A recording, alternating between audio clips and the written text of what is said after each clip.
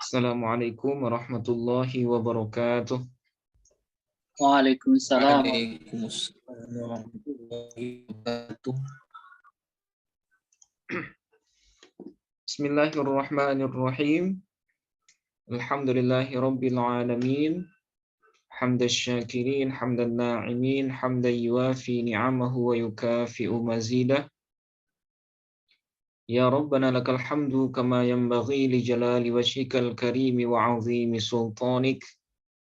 Thumma assalatu wassalamu ala asyrafil anbiya'i wal mursalin wa ala alihi wa sahbihi ajma'in. Allahumma faqihna fid din wa 'allimna at-ta'wil. Amin ya rabbal alamin. Alhamdulillah, Bapak Ibu peserta kajian kitab Taisir yang berbahagia. Pada malam hari ini seperti biasa kita bertemu kembali dalam rangka melanjutkan kajian kitab Taisir Mustalahil Hadis. Setelah sebelumnya minggu lalu kita libur ya. Mohon maaf Bapak Ibu. Mudah-mudahan hal ini tidak mengganggu keistiqomahan kita dalam melanjutkan kajian ini. Oke, seperti biasa sebelum kita mulai, mari kita awali kajian pada malam hari ini dengan sama-sama membaca Ummul Quran Al-Fatihah. Kita hadiahkan buat segenap orang tua, guru, dan semua orang yang sudah berjasa dalam kehidupan kita.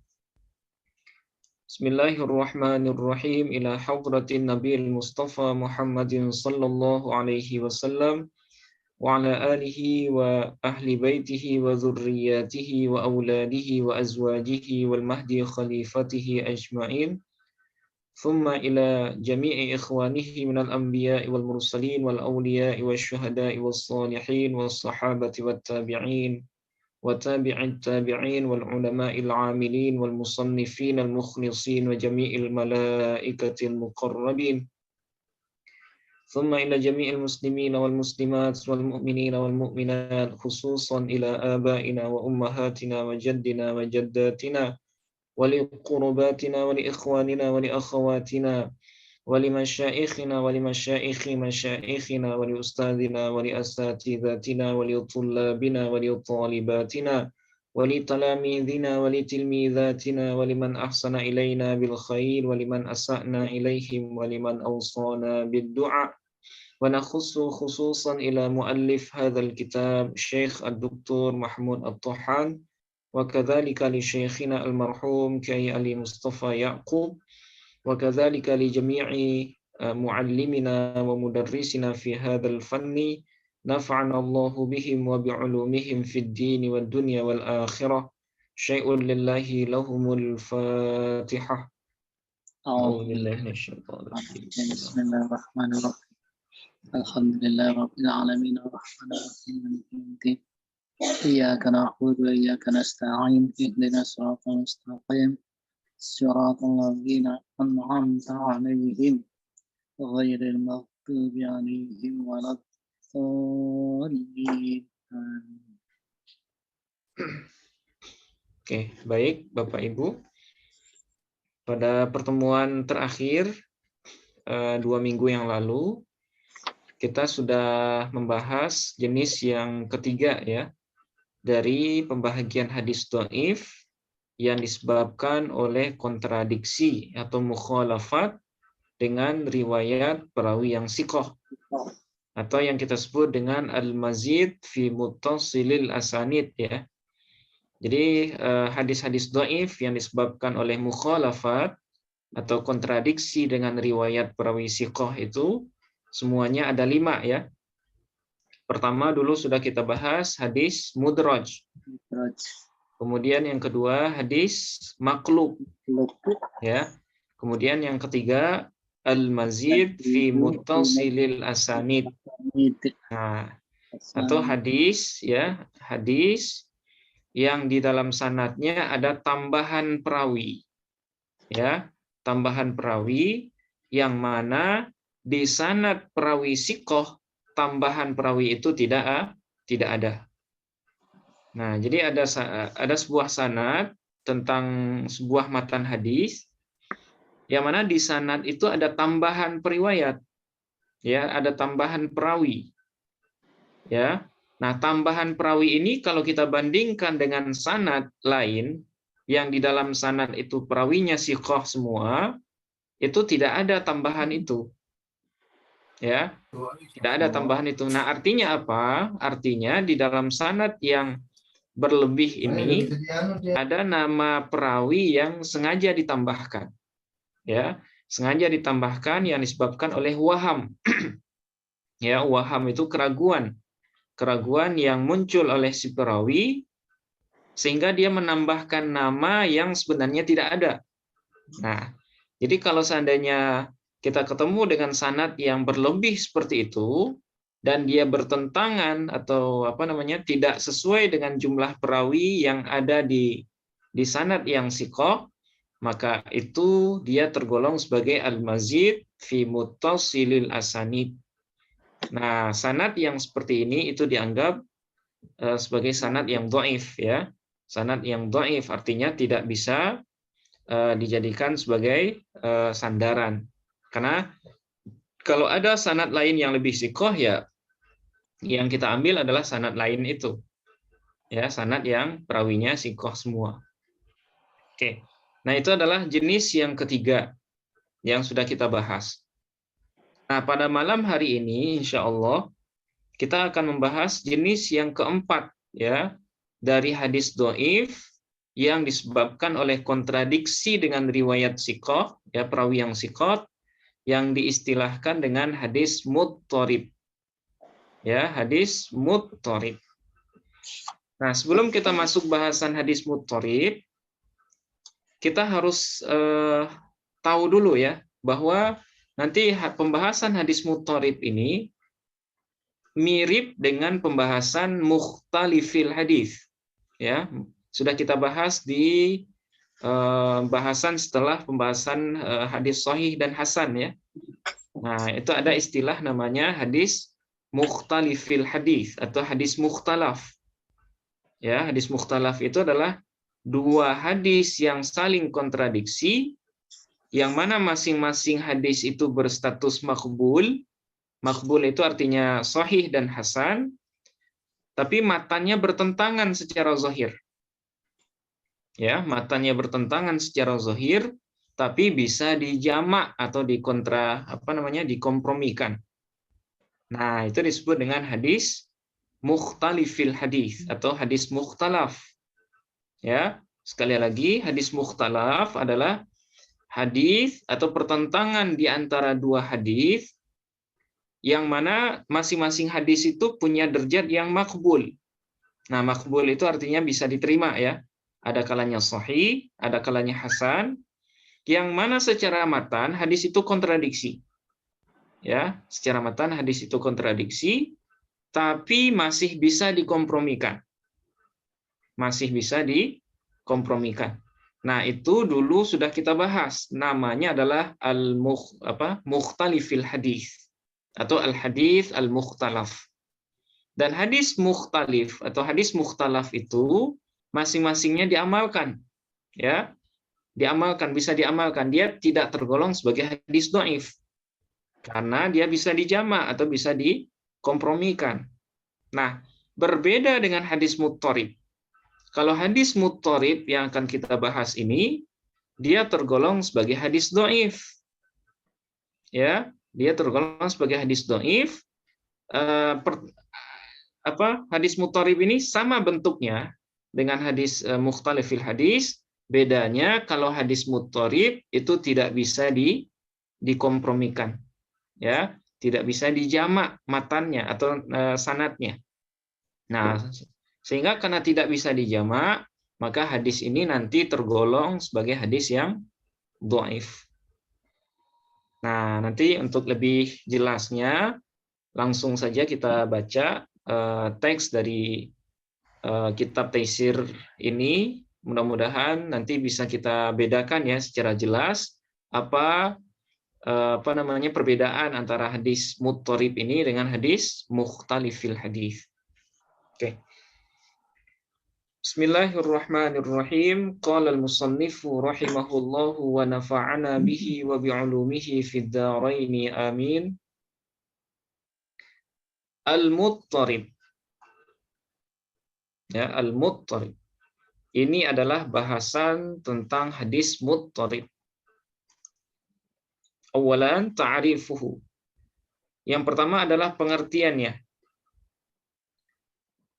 Alif lughatan huwa ismu fa'ilin minal ittirabi wa huwa ikhtilalul amri wa fasadu nizamihi.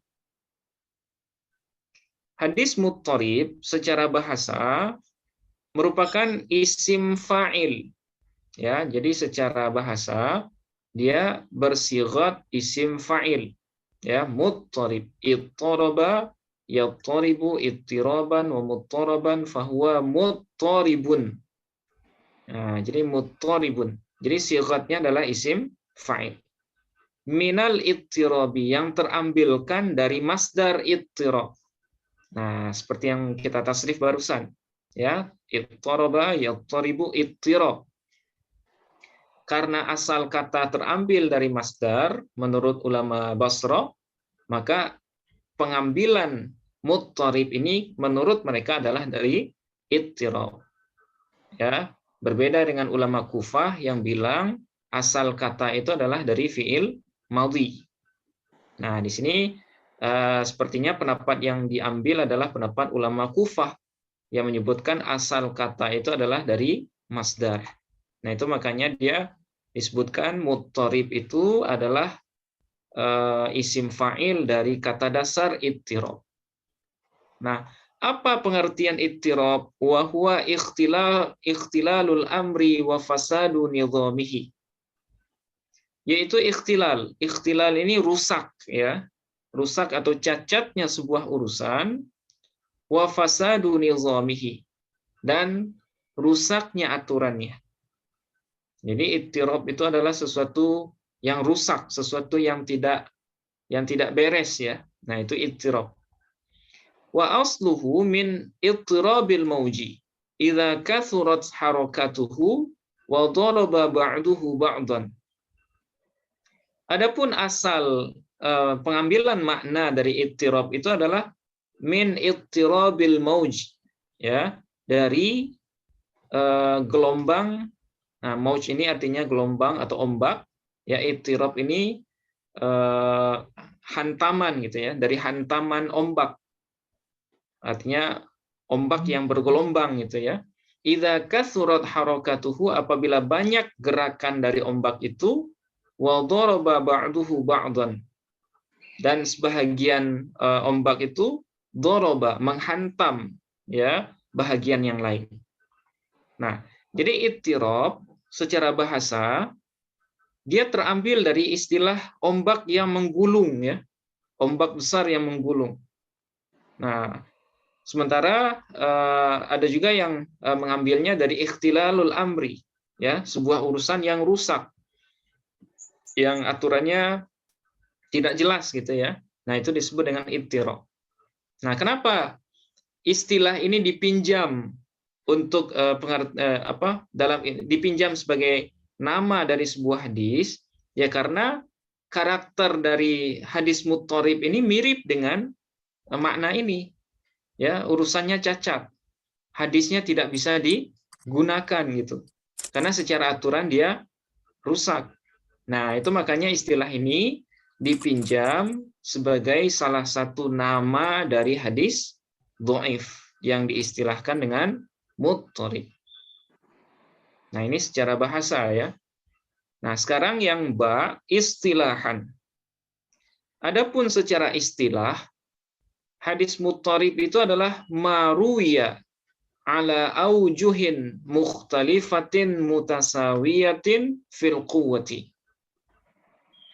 Yaitu maruya, yaitu hadis yang diriwayatkan ala aujuhin mukhtalifah, dalam bentuk-bentuk yang kontradiktif, ya. Mukhtalifah itu yang kontradiktif, maksudnya yang kontradiksi. Mutasawiyatin, yang sama hadis-hadis itu atau bentuk-bentuk itu fil quwwati, di dalam kekuatan. Nah, inilah yang disebut dengan hadis muttarib. Ya, hadis yang nanti dia punya beberapa jalur, yang mana jalur-jalur itu antar satu sama lain itu saling kontradiksi. Ya, saling kontradiksi, dan masing-masing jalur itu secara kualitas itu semua sanadnya siqah. Ya, semua sanadnya adalah siqah. Tapi matan hadisnya atau sanad hadisnya nanti kontradiksi antar satu sama lain. Dan tidak bisa dikompromikan. Nah, ini yang di sini nggak disebutkan ya.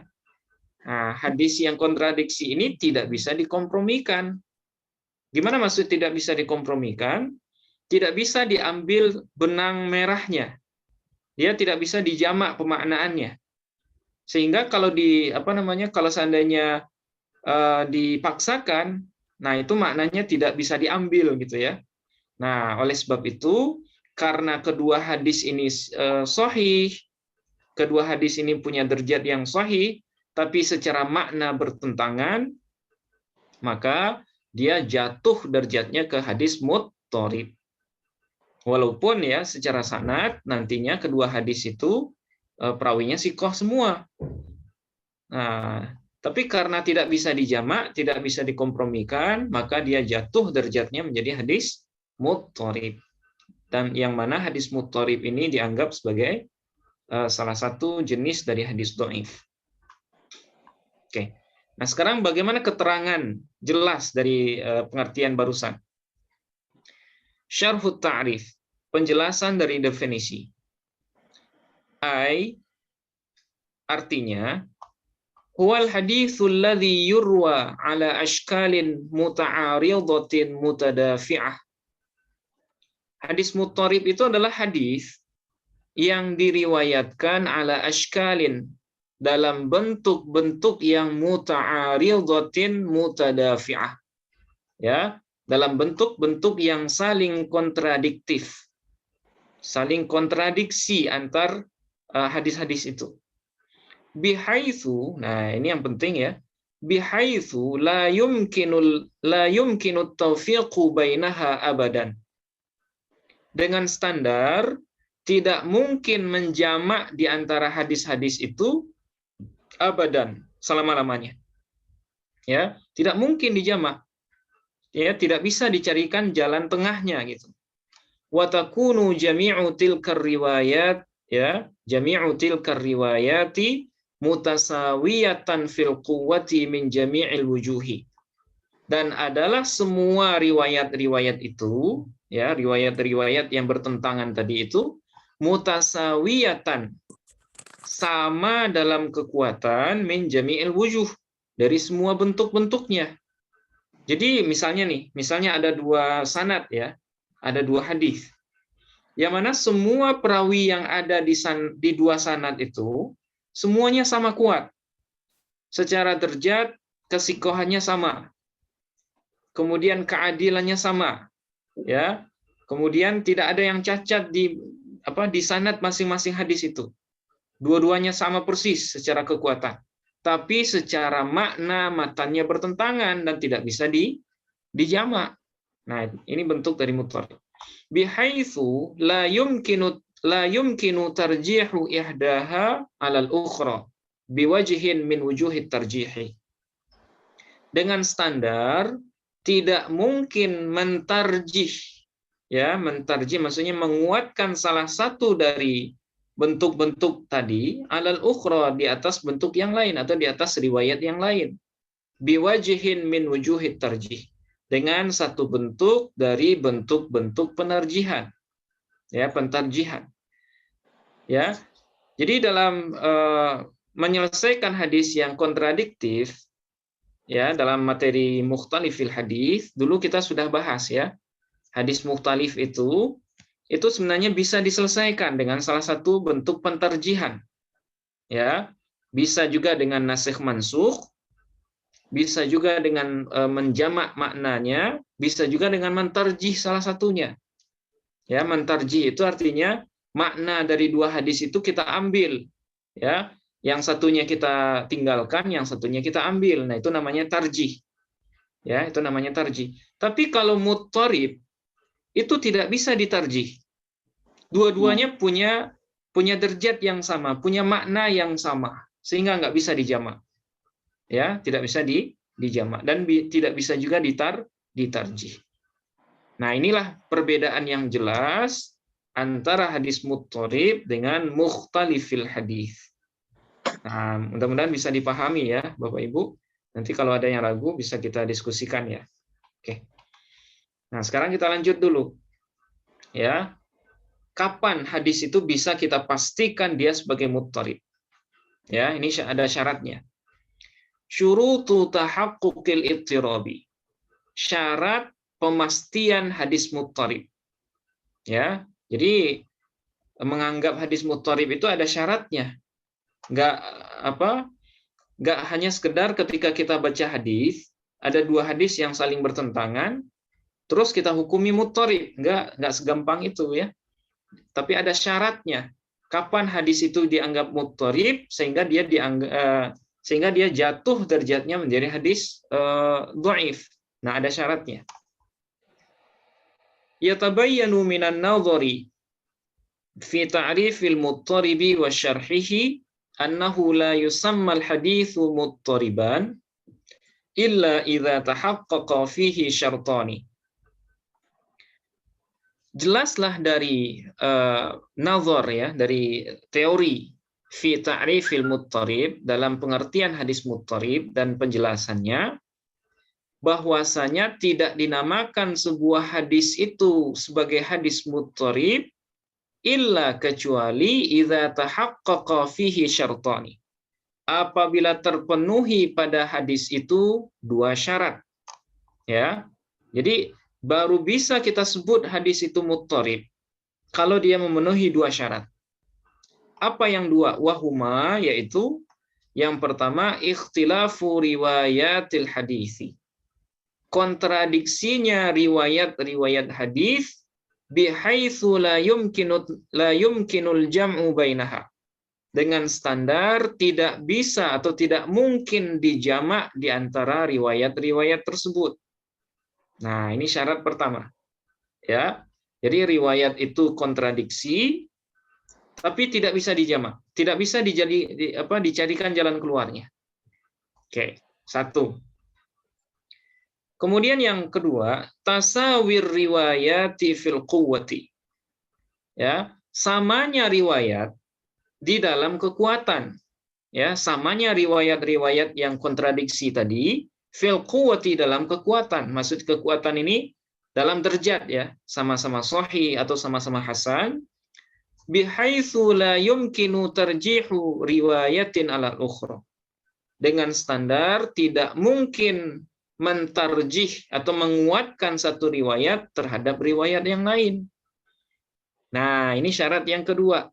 Tidak bisa ditarjih. Ya, karena semua riwayat itu sama kekuatannya. Sama-sama sahih atau sama-sama hasan.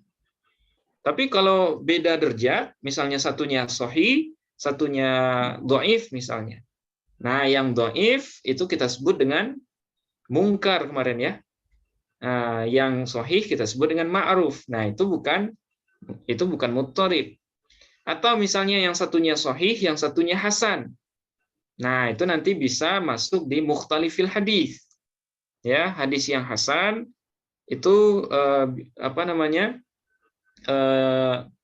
maknanya dikhususkan misalnya oleh yang sahih dan lain sebagainya. Tapi kalau hadis muttarib itu nggak bisa sama sekali. Ya, riwayatnya sama kuat, kemudian tidak bisa dijamak, kemudian tidak bisa juga ditarjih. Oke. Nah, ini syarat kapan kita baru bisa menganggap sebuah hadis itu sebagai hadis muttarib. Amma adapun idza tarajjahat ihdar riwayati 'alal ukhra. Apabila bisa ditarjih salah satu riwayat alal ukhra dari riwayat yang lain, au amkanal jam'u bainaha bisyaklin maqbulin, atau memungkinkan untuk menjamak di antara riwayat-riwayat tersebut bisyaklin maqbul, dengan bentuk yang bisa diterima, fa inna sifatal ittirabi tazulu anil hadithi. Maka ketika itu ya, sifat ittirab atau sifat hadis muttarib itu tazulu anil hadis, itu hilang dari hadis tersebut. Nah, jadi kalau dua syarat yang barusan itu tidak ada pada hadis yang kita temukan kontradiksi, ya secara zahir kontradiksi misalnya, tapi dia bisa dijamak, ya, atau bisa ditarjih salah satunya dari yang lain. Berarti hadis itu bukan muttarib, tapi hanya sekedar berkontradiksi yang bisa dijamak, atau yang kita sebut juga dengan hadis mukhtalaf. Dia tidak kita anggap sebagai hadis dhaif yang harus dibuang, ya. Nah, jadi kalau kurang salah satu syarat dari yang dua, maka dia bukan muttarib. Wa na'malu birriwayatir rajihati fi halati tarjihi. Dan kita mengamalkan atau kita beramal dengan riwayat yang rajih fi halati tarjih, dalam kondisi mengambil tarjih, ya. Jadi kalau seandainya salah satunya bisa ditarjih, maka kita beramal dengan yang rajih. Yang rajih itu artinya yang kuat, ya. Makna yang kuat. Sementara hadis lawannya atau yang disebut juga dengan marjuh, ya, hadis yang kurang kuat, berarti tidak kita amalkan. Nah, ini kesimpulannya, ya. Kalau hadis itu tidak melengkapi dua syarat tadi. Au na'malu bi jami'ir riwayati fi halati imkanil jam'i bainaha. Atau kita beramal dengan semua riwayat itu fi halati imkanil jam'i bainaha, dalam kondisi dimungkinkannya menjamak di antara riwayat-riwayat tersebut. Nah, jadi bisa kita simpulkan, kalau riwayat itu bisa dijamak, berarti semua riwayat kita amalkan. Ya. Semua riwayat kita amalkan. Tapi kalau ya dia tidak bisa dijamak, kemudian juga tidak bisa ditarjih salah satunya dari yang lain, maka baru kita pastikan hadis itu adalah hadis muttarib. Ya. Nah, kalau mukhtalifil hadis seperti yang pernah kita jelaskan dulu, itu contohnya misalnya hadis yang diriwayatkan oleh Imam Muslim, ya. Hadis ini populer, la adwa wala tiyarata. Tidak ada penyakit menular, la adwa wala tiyarata, dan juga tidak ada ramalan yang bersumber dari bunyi burung, ya. La adwa wala tiyarata. Nah, garis bawahnya adalah la adwa, tidak ada penyakit menular. Nah, ini riwayat Imam Muslim. Hadis ini secara redaksi berlawanan dengan riwayat lain yang diriwayatkan oleh Imam Bukhari. Apa bunyi riwayatnya? Firra minal majzumi firaraka minal asad. Kata Rasulullah. Larilah atau menjauhlah Anda dari orang yang kena kusta, firaraka minal asad, seperti larinya Anda dari orang yang dari singa. Nah, itu hadis yang berlawanan dengan hadis yang riwayat Muslim tadi. Ini sudah kita bahas sebenarnya dalam bahasan hadis mukhtalaf. Nah, kalau riwayatnya seperti ini, satunya bilang ada penyakit menular, sementara di riwayat Bukhari bilang larilah dari orang yang berpenyakit kusta, sebagaimana kamu lari dari orang atau dari singa, gitu ya, sebagaimana kamu lari dari singa. Ini kan secara zahir bertentangan, ya, secara redaksinya bertentangan. Satunya bilang ada penyakit menular, satunya seolah-olah Nabi bilang ada penyakit menular. Kenapa ada penyakit menular? Ya karena Nabi menyuruh orang supaya menjauh dari orang yang berpenyakit kusta. Nah, bisa dipahami kalau kita diperintahkan menjauh, itu kan ada kemungkinan kita kena juga, ya. Kita kena juga. Artinya apa? Artinya kedua hadis ini secara zahir bertentangan.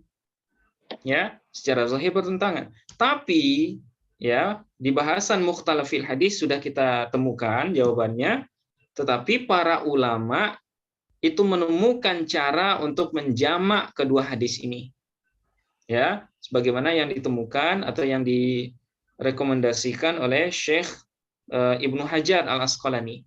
Kata beliau, kedua hadis ini bukan muttarib, tapi hanya sebatas mukhtalifil hadis saja. Bagaimana cara menjamaknya? Nah, beliau sudah menjelaskan. Pertama, berdasarkan hadis-hadis itu bisa disimpulkan tidak ada penyakit menular. Ya, tidak ada penyakit menular. Ini kata Imam Ibnu Hajar Al-Asqalani. Nah, dari mana kesimpulan ini bisa didapat? Itu dari hadis yang pertama, la adwa wala tiyarata, tidak ada penyakit menular. Dan kesimpulan ini juga diperkuat oleh hadis lain. Ya, oleh hadis lain yang menyebutkan la yu'di la yu'di ahadun al-akhar. Ya, tidak bisa seseorang itu menularkan kepada yang lain. Nah, jadi kesimpulan pertama, penyakit menular itu tidak ada, itu disimpulkan oleh Imam Ibnu Hajar dari hadis yang pertama tadi, riwayat Muslim, diperkuat oleh hadis lain. Ya, la yu'di ahadun al-akhar. Seseorang tidak bisa menulari atau menularkan penyakit kepada orang lain. Nah, sehingga beliau berkesimpulan tidak ada penyakit menular. Nah, beliau juga mengkiaskan ya, tidak ada penyakit menular itu dikiaskan kepada sesuatu yang terjadi dalam keseharian kita. Misalnya ada hewan ya, misalnya konteksnya hewan. Kalau ada hewan ternak yang kena penyakit, ya katakanlah penyakit kudis misalnya. Ya. Kemudian ada lagi hewan yang kena. Ya, misalnya dalam sebuah peternakan ada beberapa hewan yang kena. Nah, pertanyaannya apakah hewan kedua itu disebabkan sakitnya itu oleh hewan pertama? Kata beliau tidak. Ya, kata Ibnu Hajar tidak. Apa yang menyebabkan hewan yang kedua itu kena penyakit? Itu adalah karena Allah menetapkan penyakit itu untuk hewan yang kedua, sebagaimana Allah menetapkan penyakit itu untuk hewan yang pertama. Nah, itu kata beliau. Karena pertanyaannya nanti akan berlanjut.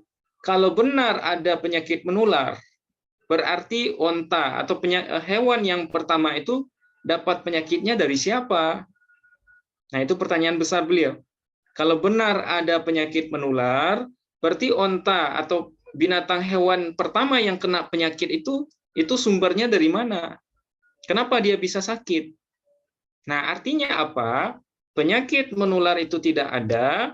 Kalau ada orang lain yang kena penyakit itu juga, maka beliau berkesimpulan Allah menciptakan penyakit itu pada orang kedua sebagaimana Allah menciptakan penyakit itu pada orang pertama.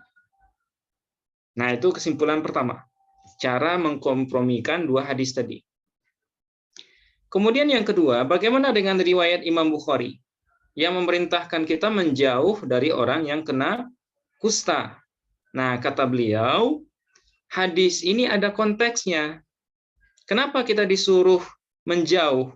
Itu adalah supaya kita tidak meyakini ketika ada orang kedua yang kena penyakit, itu kita yakini dia kenanya gara-gara orang pertama. Nah, keyakinan itu dalam akidah Ahlussunnah itu salah atau keliru. Ya, karena dalam keyakinan Ahlussunnah tidak satupun yang bisa memberi bekas kecuali hanya Allah Subhanahu wa taala.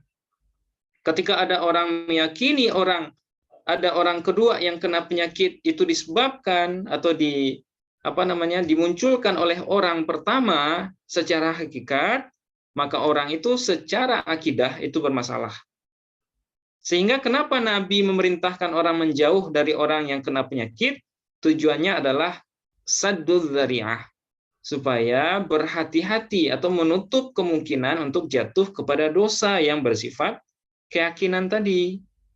Supaya kita nggak meyakini kalau orang kedua kena, berarti dia dari orang pertama. Nah, itu adalah keyakinan yang salah dalam konsep Ahlus Sunnah wal Jamaah. Nah, supaya kita tidak masuk ke dosa keyakinan seperti itu, maka kita disuruh menghindar dari orang yang terkena penyakit. Nah, dengan cara jamak yang seperti ini, menurut Imam Ibnu Hajar, kedua hadis tadi tidak kontradiksi. Dia hanya kontradiksi secara lahiriah saja. Nah, sehingga hadis itu tidak bisa disebut dengan hadis muttarib. Dia hanya bisa disebut dengan mukhtalifil hadis saja. Ya, hadis yang secara zahir kontradiksi tapi secara hakikatnya tidak. Nah, seperti itu. Nah, mudah-mudahan bisa dipahami Bapak Ibu. Ya, sekarang kita lanjut di poin yang keempat ya. Aqsamuhu. Pembahagian dari hadis muttarib. Yang qasimul muttaribu bihasabi mawqi'il ittirabi fihi ila qismaini. Terbagilah hadis muttarib ya dengan memandang ya tempat terjadinya ittirab fihi pada hadis itu ila qismaini kepada dua jenis. Yang pertama muttaribus sanadi atau muttaribis sanadi. Nah, ini muttaribi ya. Kalau kita anggap dia sebagai badal dari qisma ini. Tapi kalau muttaribu ya kita baca rafa berarti dia khobar dari mubtada yang dibuang. Berarti al-awwalu muttaribus sanadi. Nah, yang pertama adalah muttaribus sanadi. Ya, muttarib pada sanad. Kemudian muttaribul matni, kemudian muttarib pada matan. Nah, wa wuqu'ul ittirabi fi sanadi aktsaru. Dan terjadinya ittirab pada sanad itu lebih banyak. Nah, jadi kalau seandainya dibandingkan antara muttarib fi sanad atau muttarib fil matan, itu yang lebih sering terjadi itu adalah ittirab fi sanad. Ya, hadis muttarib yang berasal dari sanadnya bukan dari matannya. Nah, sekarang kita akan bahas masing-masing dari dua jenis ini. Ya, kita akan bahas pertama yaitu muttarib fis sanad. Muttaribus sanadi. Yang pertama adalah muttarib fis sanad. Wa mithaluhu, adapun contoh muttarib fis sanad ini adalah haditsu Abi Bakrin radhiyallahu anhu annahu qala ya Rasulullah araka shibta qala syayyabatni hudun wa akhawatuha. Oke. Contohnya adalah hadis yang diriwayatkan oleh Sayyidina Abu Bakar radhiyallahu anhu bahwasanya beliau berkata, "Ya Rasulullah, wahai Rasulullah, araka shibta. Saya melihatmu sekarang dalam kondisi beruban." Ya, kata Sayyidina Abu Bakar. Qala, kemudian Rasulullah menjawab, "Syayyabatni hudun wa akhawatuha." Telah menyebabkan aku beruban itu adalah surat Hud dan saudara-saudaranya. Nah, jadi Nabi menjawab seperti ini. Syayyabatni hudun wa akhawatuha. Yang menyebabkan saya beruban itu adalah surat Hud dan teman-temannya. Nah, ini sebenarnya kalau kita lihat di syarah hadis ya, beruban di sini itu artinya kiasi ya, majazi. Beruban di sini seolah-olah Nabi beruban karena beliau takut ya membayangkan tanda-tanda kiamat yang dijelaskan dalam surat Hud dan teman-temannya. Nah, teman-teman surat Hud itu artinya surah Al-Waqi'ah, kemudian surah Al-Qiyamah, kemudian surah Az-Zalzalah. Pokoknya surat-surat yang mengandung huru-hara di akhir di hari akhir ya. Nah, hal itu membuat Nabi beruban. Nah, itu dalam syarah hadisnya ya. Oke. Hadis ini ternyata adalah hadis muttarib. Ya, muttaribnya fis sanad, di sanadnya. Nah, bagaimana cara mengetahuinya? Qala ad-Daruqutni. Berkata Imam Daruqutni, "Hadza muttaribun fa innahu lam yurwa illa min tariqi Abi Ishaq." Hadis ini adalah hadis muttarib ya, fa innahu, maka sesungguhnya hadis ini tidak diriwayatkan kecuali dari jalur Abi Ishaq, ya. Jadi Abi Ishaq ini adalah madar sanad dalam hadis ini. Madar sanad itu artinya tempat sumber, ya, sumber percabangan sanad. Artinya semua sanad yang ada terkait dengan hadis ini itu pasti melewati Abu Ishaq. Nah, itu disebut dengan madar sanad. Ya, misalnya ujung sanadnya ada 3 misalnya. Nah, 3-3-nya itu melewati Abu Ishaq. Nah, Abu Ishaq ini disebut dengan madar sanad. Ya, madarus sanad. Wa qad ikhtulifa alaihi fihi ala nahwi asyrati aujuhin. Dan sungguh telah diperselisihkan, ya, fihi, diperselisihkan Abu Ishaq ini fihi pada riwayat itu sampai kepada 10 bentuk, ya. Jadi riwayat hadis yang kita bacakan di barusan Araka Shipta ini itu semuanya adalah bersumber kepada Abu Ishaq. Tapi, ya, semua sanad-sanad yang melewati Abu Ishaq ini itu berbeda-beda semuanya. Secara sanad, ya, sanadnya beda-beda semua. Bedanya dalam hal apa? Faminhum man rawahu mursalan. Maka sebahagian dari mereka mereka para periwayat adalah man rawahu mursalan. Adalah perawi yang meriwayatkan hadis itu secara mursal. Oke.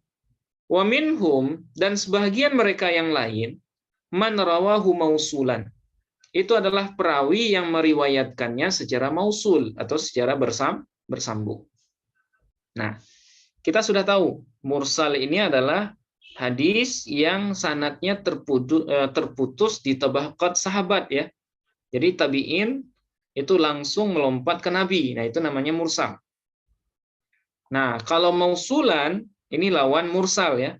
Mausulan artinya hadis itu muttasil, nyambung.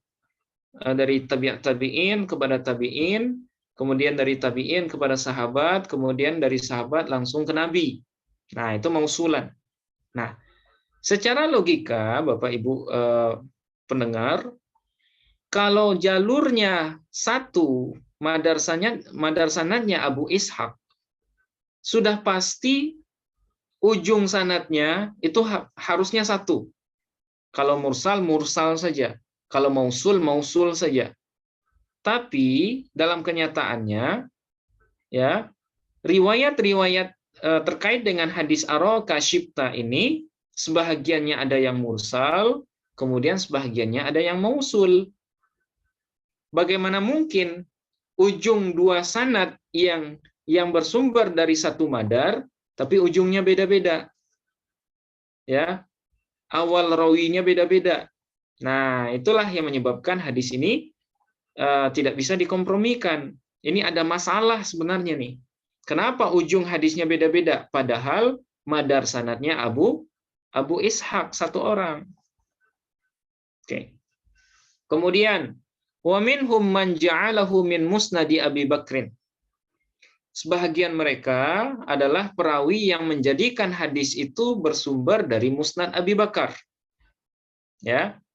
Jadi sebagiannya ada yang awal rawinya Abu Bakar, wa minhum man ja'alahu min musnadi Sa'din. Sebagian mereka yang lain adalah perawi yang menjadikan hadis itu dari musnad Sa'ad, ya, ujungnya Sa'ad bin Abi Waqqas. Ya, padahal sumbernya dari Abu Ishaq. Wa minhum man ja'alahu min musnadi Aisyah. Dan sebagian mereka yang lain adalah perawi yang menjadikan hadis itu dari musnad Aisyah. Jadi macam-macam, ya. Ujung sanadnya itu beda-beda. Nah, artinya apa? Artinya ada semacam kesalahan ini dari perawi yang sesudah Abu Ishaq. Kenapa riwayat ini bisa beda-beda padahal madar sanadnya satu? Wa ghairu dzalika, dan selain itu. Jadi masih ada yang lain. Wa ruwatuhu thiqatun la yumkinu tarjihu ba'dihim ala ba'din. dan semua perawinya, perawi dari hadis Araka Syibta ini, ya, dari banyak jalur yang ada, itu semuanya adalah siqatun, adalah perawi yang siqah, yang tidak mungkin mentarjih sebahagian mereka dari sebahagian yang lain. Wal jam'u muta'adzirun, dan menjamak pun tidak bisa. Nah, ini adalah salah satu contoh muttarib fis sanad, ya. Sanadnya berasal dari satu orang, satu madar sanad, tapi ujung dari sanad itu beda-beda. Padahal nggak mungkin Abu Ishaq menyebutkan sanadnya dalam kondisi yang berbeda-beda seperti itu. Pasti dia menyebutkan satu versi saja. Tapi kenapa bisa beda-beda? Artinya ada sesuatu di perawi-perawi setelah Abu Ishaq. Bisa jadi perawi setelah Abu Ishaq ini ada yang ragu misalnya, atau ada yang waham, ada yang lupa, dan ada yang lain-lain. Tapi kita nggak tahu siapa yang melakukan itu. Siapa yang menyebutkan hadis itu secara mursal, kita nggak tahu. Siapa yang menyebutkannya secara mausul, kita juga tidak bisa memastikan. Karena semua mereka secara kualitas pribadinya itu adalah perawi yang siqah. Nah, seperti itu. Ya. Nah, mudah-mudahan bisa dipahami. Nanti kalau ada keraguan bisa kita diskusikan. Oke, itu adalah muttarib fis sanad. Nah, sekarang muttarib fil matan. Muttaribul matni. Kemudian yang kedua adalah muttarib fil matan. Ya, muttarib pada matan. Wa mithaluhu ma rawahu Tirmidzi an Syarik. Adapun contoh muttarib fil matan adalah hadis yang diriwayatkan oleh Imam Tirmidzi dari gurunya Syarik. Ya, dari Syarik, an Abi Hamzah, dari Abi Hamzah, kemudian anis Sya'bi, kemudian dari Sya'bi, an Fatimah binti Qaisin, dari Fatimah binti Qais radhiyallahu anha.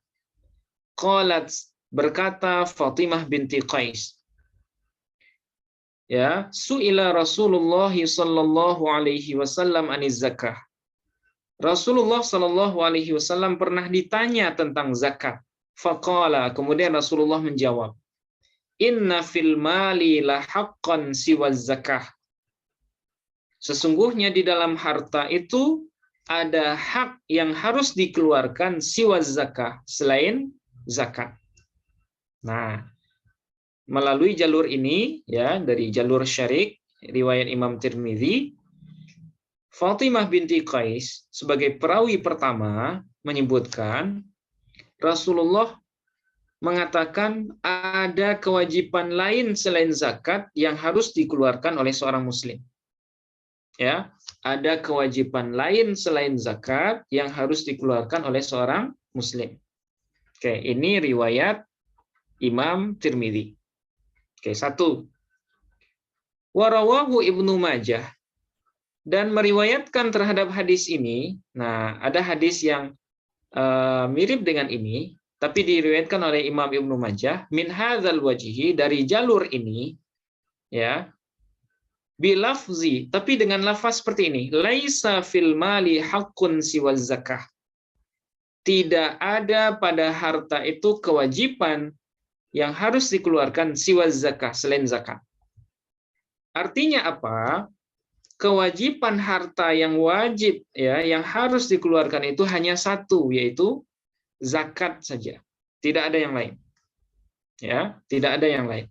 Nah, kalau dilihat secara redaksi, hadis ini adalah berlawanan dengan hadis yang sebelumnya, riwayat Imam Tirmidzi.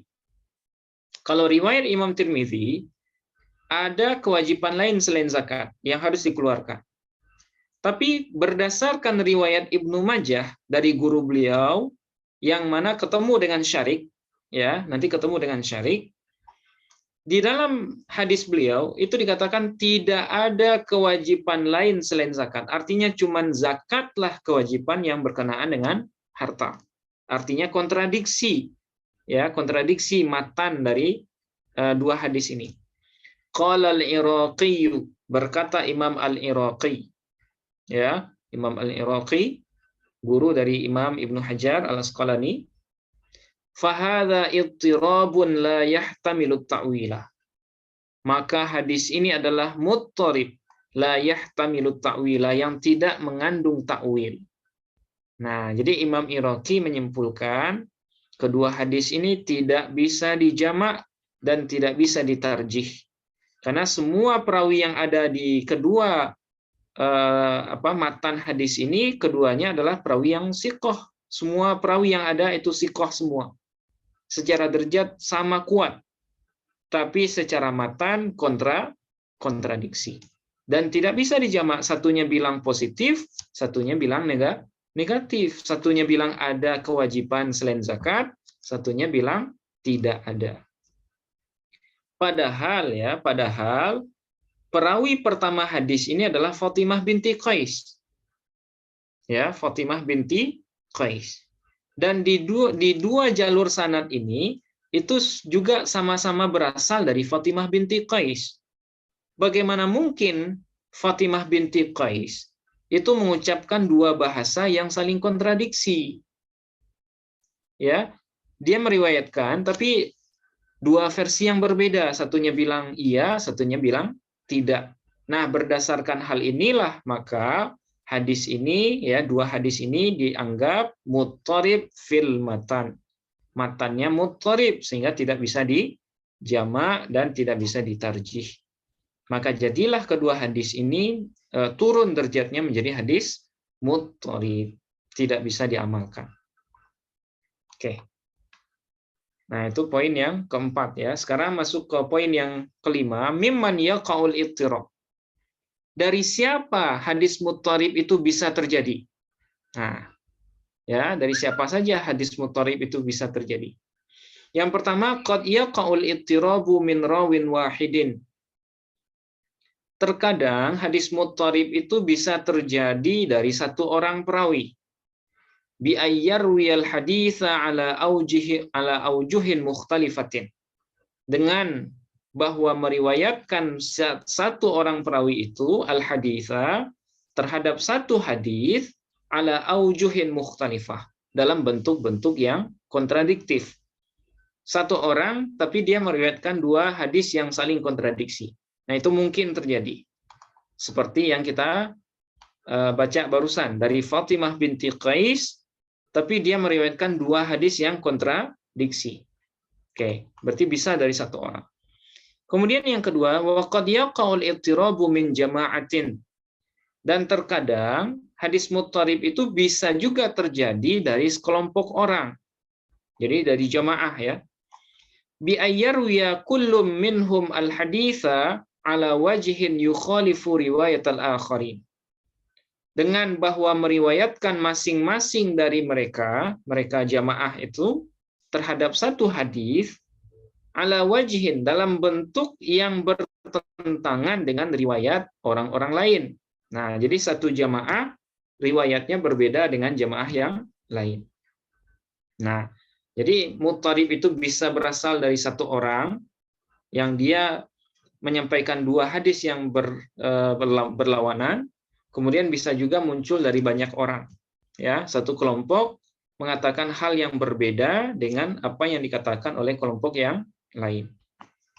Oke. Kemudian yang keenam, sababu dha'fil muttarib. Sebab kedhaifan hadis muttarib. Kenapa hadis muttarib bisa turun derajatnya menjadi hadis dhaif? Nah, ini sebabnya. Wasababu dha'fil muttaribi annal ittiraba yush'iru bi'adami dhabti ruwatihi. Adapun sebab dhaifnya hadis muttarib, annal ittiraba, bahwasanya hadis muttarib yush'iru, ya, yush'iru itu menunjukkan, ya, memberikan semacam isyarat, bi'adami dhabti ruwatihi, dengan tidak dhabitnya para atau salah satu dari periwayat hadis itu. Tapi kita nggak tahu siapa yang nggak dhabit.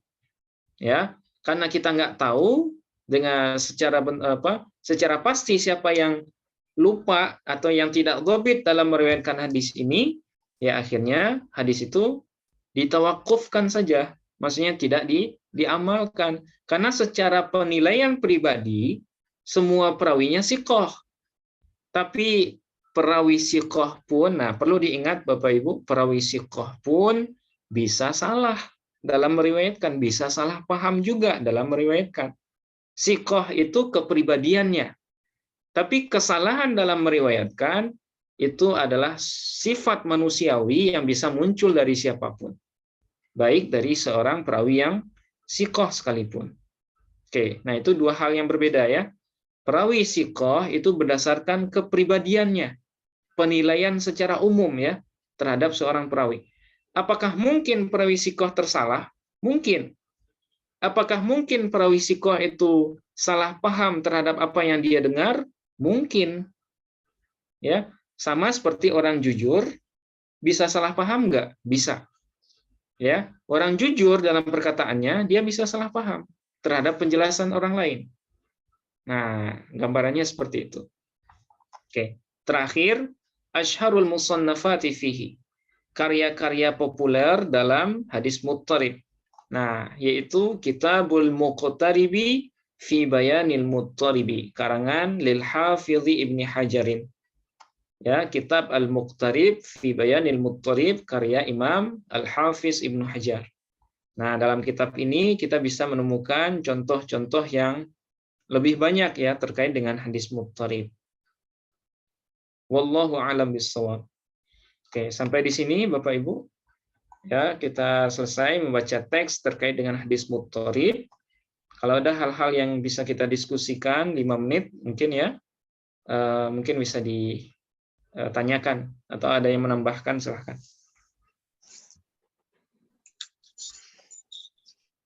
Ini klarifikasi aja Pak Ustadz. Assalamualaikum. Waalaikumsalam Pak. Ya, silakan Pak. Hadis muttarib dengan hadis goncang maksudnya sama nggak itu? Pernah dengar ada istilah hadis goncang? Hadis koncong. Goncang apa goyang atau periwayatannya mungkin apa gimana? Istilah lain gitu. Oh, itu bukan bahasa Arab ya Pak ya? Bukan bahasa Indonesianya. Oh gitu. Goncong Pak ya? Ya goncang lah kayak goyang gitu, kayak jembatan goyang. Oh iya. Jembatan gantung tapi kan bisa goyang itu. Iya. Itu mungkin terjemahan versi lain untuk muttarib. Sama ya. Pak, sama. Nama lain daripada muttarib gitu. Iya. Jadi muttarib bisa juga dimaknakan tergoncang ya. Tadi kan arti bahasanya ombak yang besar gitu ya. Hempasan ombak. Nah, jadi hadis muttarib, hadis yang goncang ya bisa juga Pak. Secara bahasa itu. Ya. Berarti pengertian itu diambilkan dari bahasa ini. Ittirab itu terambilkan dari jangan ombak itu yang gulungan ombak besar. Goncang itu. Ya. Bisa menggoncangkan perahu juga. Nah, bisa menggoncangkan perahu juga. Ya. Ya benar Pak. Bisa lah maknanya begitu bisa ya. Bisa Pak, masuk secara bahasa bisa. Ya. Oke, silakan kalau ada yang lain Pak.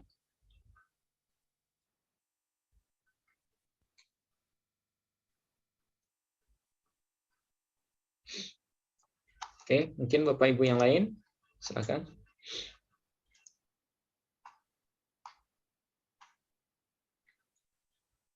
Oke, kalau kita simpulkan, perbedaan mendasar antara hadis muttarib dengan hadis mukhtalif, ya, itu perbedaannya.